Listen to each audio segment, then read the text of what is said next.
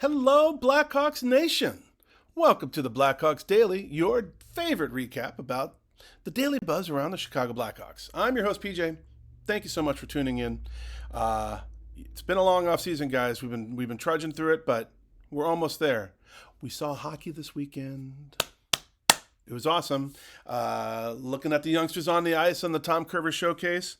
Lots to talk about there. Lots of stuff happened this weekend, actually, which is kind of fun. So, we got those 4 hot topics of today. Let's kind of get into it, shall we?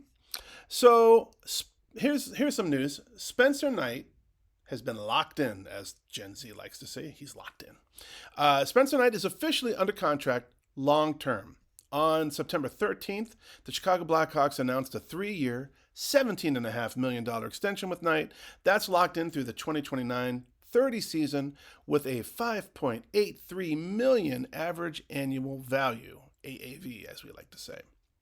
Knight's 24. The Hawks acquired him at the trade deadline from Florida in exchange for Seth Rogen. I watched the Emmys. Seth Jones. Since then, he's had 15 starts with Chicago, going 5-8-2 with a 3.18 goals against average and an 8.93 save percentage. Not great numbers, clearly, right? But there's enough flashes of potential that the front office clearly believes in him. And here's why this extension matters. This contract does several things. It gives the Blackhawks stability in net during this rebuild we've been talking about. Having your goalie locked in for the future lets you build the rest of the roster around him. It shows institutional confidence. Cal Davidson said Knight cemented himself as a crucial piece of our future, praising his calmness, his athleticism, and positioning savvy. So what does this do? It balances risk as well. It's not ultra long, the way some extensions are, and if things go sideways, then there's some ability to adjust. But it's long enough that Knight knows he's got runway to grow along with this young defense in front of him, right? These blue liners are also they're also gaining ground. They're also learning, they're growing, and as they solidify, as they gel, as they become true NHL, top line defenders, he's going to benefit from that as well. So all eyes will be on Knight on how he performs in this coming year. How many games does he start? Does he cross the 50-game threshold? How does he handle a young, perhaps error-prone defense in front of him? Whether his save percentage, rebound control, and consistency improves with reps, these are all things we're going to find out this season. So for the fans, this is one of the biggest endorsements of the rebuild so far. Knight being locked in means that you can start to believe in more predictability in net and see the rest of the pieces around him slide into place. So it's good news all around. Let me know what you guys think about Knight coming in long term. We've got a bevy of great goaltenders on the roster. Knight, of course, is clearly our number one. What do you think about the extension? Personally, I think it's a good idea. I think it's going to bode well for everyone. So, looking forward to that. Moving on. So we talked about locking in, right? We locked in our star goalie, and then we also during this weekend we got to watch future stars make plays. So all in all, the Tom Curver's prospect showcase delivered, right? So let's hit some of the highlights. In the game against the Blues, Saturday night, the Blackhawks prospects opened up with a 3-2 overtime win over the St. Louis Blues prospects. Oliver Moore scored just 24 seconds into OT to end it. He used his speed, seam passes, and sharp finishing to punch it in. Stanislav Brezhnev also had a big night on net. He made key saves, especially late in regulation. He helped force that OT. In other standout performances, Sam Renzel, a name we're going to hear a lot this season, continues to look like a guy who might be NHL ready sooner than later. Dominant in puck possession, clean entries, strong vision, not intimidated in the tight areas. He set up Harding's goal and was all over the ice. Speaking of Harding, Tage Harding and Ryan Mast also made some noise. The offense came from unexpected places, which is exactly what you want in a showcase. Production beyond the headline names. So, what does this tell us? It tells us that depth the depth of the team, of the rebuild, obviously, has grown and is gelling and is maturing. Guys beyond the top prospects are starting to make plays, which is cool and key. Chemistry is forming. The more Lardis connection showed up in the overtime winner, meaning the coaching staff has to be paying more attention to this because they're forcing it, right? And these games matter for confidence, for impressions, and for who gets a longer look at camp. So it's really, really kind of cool. And then they also played the Minnesota Wild. The Minnesota Wild on Sunday, they ended up losing, unfortunately, but still strong plays. The goalie, Flores, had a very nice showing. He did really well. Bem also, in both games, played very, very strongly. Lots of speed, lots of contribution, really, really holding down the fort. So both of these games kind of showcased how well our youngsters are doing, what their depth is like. It's really been great to watch. I think camp's going to be so much fun to watch coming up. I know you guys are excited about it. I'm excited too. So it's going to be great. Moving on from there, let's talk about some rising stars that we see in this camp, right? So while Knight and the prospects basically have been all the headline stuff, there are other names in rookie camp that are also leaning in and looking toward some breakout moments. So here's who we kind of clocked as rising. Nick Lardis, right? We've been talking about him a lot. I mean, Lord knows the guy's got talent coming out of his ears. The sniper from the Brantford Bulldogs is clearly turning heads. He had 71 goals and 117 points last season in OHL, right? John Tavares numbers. Since turning pro, he's looked faster, he's looked sharper, and he seems more engaged. He's working on battles, on strength, and translating his scoring into actual men's hockey, right? It's no longer just playing with the kiddos. Now he's playing with the big boys. The coaches are certainly noticing this as well. Other breakout guys. Oliver Moore, another name that we love. Super fast dude. Already got his moment with the OT winner. But we also got some, and we also got to watch Sam Rinzel.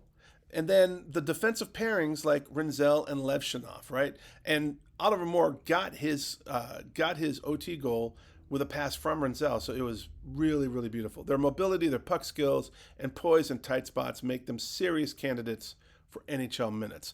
Goaltenders also showed up, right? Brezhnoy did well. Owen Flores had a strong outing in a Wild game, even though they lost. And the depth in goal looks better than it did last season for sure. So what does this mean for roster battles and for us, expectations as fans? As camp rolls into full training camp, these are the names to watch out for. Who earns a roster spot out of camp versus who needs more seasoning?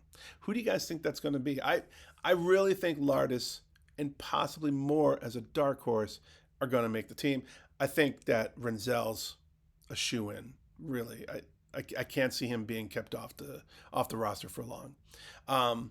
Also, which young D partners with veterans or slips into bigger roles if injuries and trades happen. Also, Wyatt Kaiser, we're going to need to get him locked up. I still think he will get locked up before camp, but that's on the radar for sure. And also, this what we're going to learn is who has that mental edge, the confidence from OT wins, from big saves, from sharp plays. That often separates future NHLers from just, good prospects. So fans should dial down expectation for perfection, but these guys are here to make some noise. And when a dozen young players in camp are pushing the pace, it means the rebuild isn't just words, it's measurable forward motion. And that is what we love to see. And that's what we need to see, right? Because if this rebuild is going to be successful at all, it's got to be with progression, and we've got to start seeing some bigger steps, and I think we are finally. So let's hold on to that hope. So all right, that was your weekend roundup, right? We had Knight locked in, we got prospects lighting up the ice, and we got some rising stars demanding some attention. And now for our favorite part, the hot takes. So a giant walrus, I believe, is a repeat offender. He said, love the Del Mastro highlight you did. Bro is looking like a slightly less defensive but more offensive Vlasic. We can hope, but looks good. Agreed. Del Mastro is a good kid, right? He's big. I think he's a name we're going to see a lot more of, personally. And I think you're absolutely right. I think you're spot on. I think that he's not as defensively savvy as Vlasic, but he does push some offense, and that's a beautiful thing to see. Thank you very much there, Mr. or Mrs. Walrus. Jeff Freeze, 947, definitely a repeat offender. He said, thanks for talking about yesterday's comments. It sure does it does sound now that KK, we're talking about Kirill Kaprizov off of the Wild, is looking for max dollars, which is even more reason to avoid. Great show. Thank you very much there, Jeff. Yeah. If I wonder if he's trying to like make a point, right? Like, I don't know if he feels like he kind of got shortchanged because the Wild definitely got a bargain when they signed him early. You know, they gave him a lot of money, but he outperformed that. So now I think he's trying to like, hey, when am I going to get my payday? That could turn off a lot of teams, including the Hawks, even though it would be awesome to see him in a Indian head sweater. That would be amazing. Yvonne Pereira, and thank you very much, sir. I really appreciate it. Yvonne Pierre 298. Yvonne changed it up a little bit. Definite repeat offender. Changed up the wording a little bit, but said Gavin McKenna with Chicago Blackhawks, the next big thing. That would be great, right? We would love that. But if Gavin McKenna comes in, if we're picking number one, that means that this rebuild hasn't been as successful as it seems it may be. So, Yvonne, I'm going to push back a little bit here, gently, with respect and love. But I don't think we're going to have the first pick. I just don't. I don't think we're going to be in a position to hope for the first pick. I think that we're going to be, we're not going to be in the basement. So I think we're going to be far enough up in the ranks to not have a clear desire for the first pick, which actually I think is great. Gavin McKenna would be a great player on our team, but a rebuild that's making progress and taking the steps forward, I think, is even more important. That's just me, but thank you for your contribution regardless. And Lester 701, definitely a repeat offender, says, hey, PJ, love your rookie camp coverage. Renzel, I feel, will break out this year, and I'm right there with you, buddy. I absolutely believe that. So we got it. You and I, we're eye to eye. Well, that's a wrap for today, folks. Really appreciate it. Thank you so much for always contributing, really, right? Your voices are heard clearly, always. And I just love the repartee. But also, thank you for liking the videos. Thank you for subscribing. All your subscriptions mean so much. And also, thank you for sharing about the channel as we try to build this momentum, this monumentous upcoming 100th centennial season of our favorite team in the NHL. It's the best team in hockey in the absolute best city in the world. That's our Chi-Town. Thank you so much for everything. Thank you for all your contributions and just for being a part of this, for joining me on this ride. So that does it for today. I'm PJ. I will see you next time on the Blackhawks Daily.